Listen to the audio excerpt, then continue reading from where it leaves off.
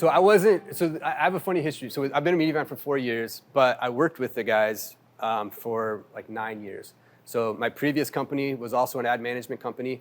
And Mediavine started 17 years ago as publishers. So they actually had like half dozen or dozen websites. The three that are still standing today are The Hollywood Gossip, which is one of the largest celebrity gossip sites on the web.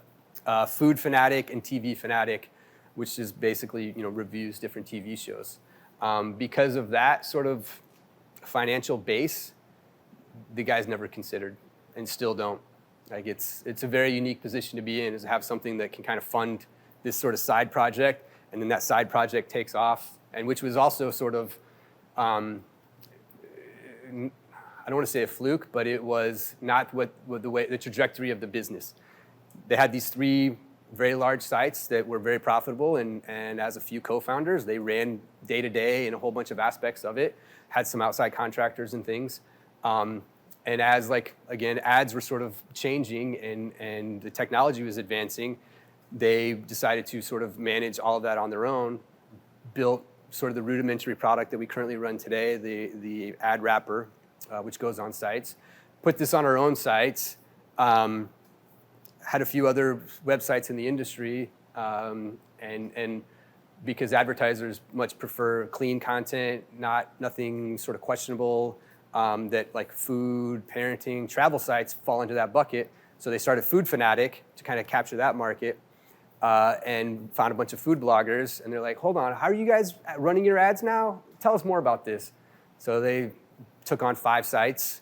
Like, great, this is like, and this is the thing about bloggers, is they got a blog. Like anything that happens in their life, they will tell you about it. Like they just spew everything all at once. So these 5 bloggers told 5 other bloggers, and next thing you know, they had 100 different sites just from word of mouth, not really trying this, and it's like, we got a business. Like, let's figure out what we want to do. They managed as much as they could on their own, being selective about the sites they took on, and found that they added a couple of employees to maintain that growth.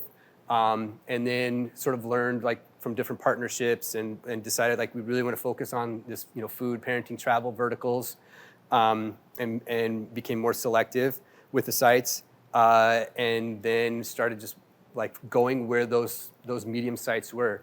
There's probably 30 companies that do what we do and do it well. Most of them go after big sites because it's cool to say like, I run the ads for CNN. I run the ads for Rachel Cooks. Like, nobody cares. Like, way different. But those guys are going after those big names. We'll let them all day long, right? You got 200 sites that you run, and it equals the same amount as our 8,000 sites. We have different support needs, but all of those guys have way different requests and boards that they have to go through to approve everything. Like, the onboarding process takes way longer versus, like, we had 2,000 sites a year, and we have for the last 4 years, and it's not going to stop. And we've got different products to add different sites in the future too.